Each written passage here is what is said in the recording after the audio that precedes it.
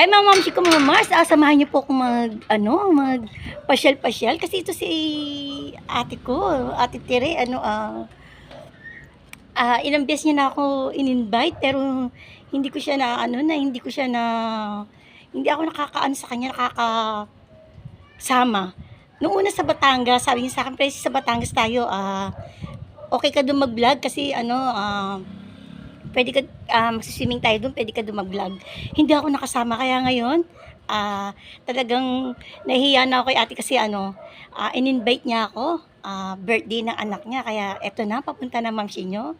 Tamang-tama, gala-gala muna kasi ilang araw din ako nasa bahay. Ay Mamsi ko, Ma'am Mars, samahan niyo po ako.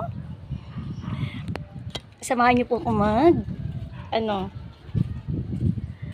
samahan niyo po ako punta sa birthday. Ayan po, muntik na masundot pa